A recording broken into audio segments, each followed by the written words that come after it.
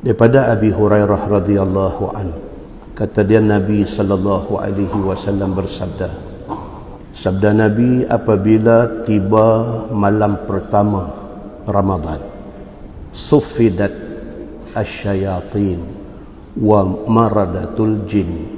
Nabi kata Allah Subhanahu wa taala akan ikat syaitan dan jin. Nabi kata apabila mai sahaja awwalul lailah, malam pertama Ramadan, kata Nabi sallallahu alaihi wasallam, syaitan dan jin diikat. Wa ghuliqat abwabun nar falam yuftah minha bab. Pintu neraka dikunci, tidak ada satu pun pintu neraka yang dibuka sepanjang Ramadan. Wa futtihat abwabul jannah falam yughlaq minha bab. Manakala pintu syurga dibuka, tidak ada satu pun yang ditutup. Wa yunadi munadin, kata Nabi sallallahu alaihi wasallam, akan berseru satu penyeru. Damai malam pertama Ramadan, ada satu seruan, kata dia, ya baghiyal khair aqbil. Wahai orang-orang yang nak cari, yang mengharapkan kebaikan, aqbil, silakan. Ini malam Ramadan sudah mula. Siapa nak cari kebaikan, inilah masa dia. Aqbil, silakan. Wa ya baghiyash syarr aqsir. Suara itu kata, wahai orang yang mencari, wahai orang yang mengharap nak buat jahat, aqsir, sila berhenti. Pasal nak bagi laluan kepada Ramadan al-Mubarak. Kata Nabi sallallahu alaihi wasallam, suara itu kata, walillahi utaqa'u minan nar. Sesungguhnya Allah Subhanahu wa taala bermula daripada malam awal Ramadan sehinggalah last Ramadan, Allah Subhanahu wa taala berjanji dia akan membebaskan orang-orang daripada neraka. Mana-mana orang yang sudah tertulis dia akan ke neraka, ada di kalangan mereka ni yang Allah withdraw dia, keluar daripada neraka. Kata Nabi sallallahu alaihi wasallam, wa dzalika kullu lailah.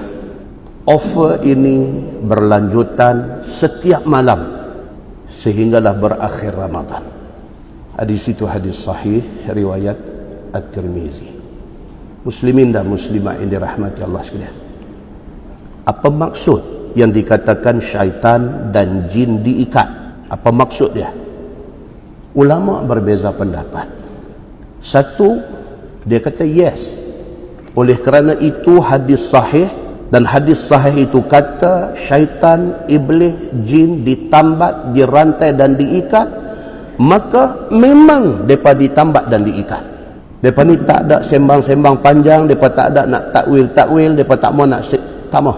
Oleh kerana itu hadis sahih kata syaitan ditambat dalam bulan Ramadan, maka syaitan ditambat, full stop. Pendapat satu.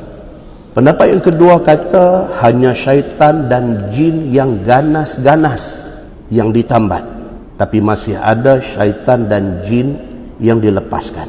Satu pendapat. Yang ketiga daripada Ibnu Hajar Al-Asqalani, satu nama besar di kalangan ulama-ulama Islam yang sampai hari ini tulisan dia, pendapat dia dirojok. Kata Ibnu Hajar Al-Asqalani, dia kata setan, jin ada yang masih tidak ditambat, tetapi mereka tidak boleh secara maksimum mengganggu dan merosakkan umat Islam. Dia kata kerana majoriti umat Islam apabila masuk Ramadan semuanya sibuk nak buat ibadat. Kerana sibuknya mereka nak buat ibadat, mereka sibuk dengan puasa yang benar-benar puasa. Mereka sibuk dengan baca Quran, mereka sibuk dengan nak buat amal yang saleh.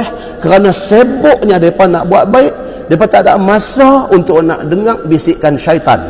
Maka syaitan kurang boleh mempengaruhi orang-orang yang betul-betul berpuasa. Itu kata Ibnu Hajar Al-Asqalani. Dan kata Syekh Atiyah Sakhar tentang yang dikatakan syaitan, iblis, jin kena tambat ni, dia kata setan jin. Mereka tak boleh nak kontrol dan nak kuasai orang Islam yang betul-betul berpuasa, iaitu orang Islam yang bukan sahaja tahan lapang, tahan dahaga, tetapi orang Islam yang puasa, yang menahan nafsu dia. Dia jaga lidah dia daripada cakap benda tak elok, dia jaga mata dia daripada tengok benda tak elok, dia jaga hati dia daripada fikir benda tak elok, dia jaga diri dia daripada buat dosa. Maka syaitan tak boleh nak buat apa kat depan ni. Itu kata Syekh Atiyah Sakhar. Muslimin dan muslimat yang dirahmati Allah sekalian, walau apa pun tafsiran yang dibuat oleh ulama, kesimpulan yang kita buat apa dia? Pastikan kali ini kita tak main-main. Kita betul-betul nak manfaatkan bulan Ramadan ini dengan melakukan semua benda-benda kebaikan. Kita berjanji dalam bulan Ramadan ni Quran kita akan baca siang malam. Kita berjanji dalam bulan Ramadan ni kita akan cari seberapa banyak kebaikan untuk kita buat.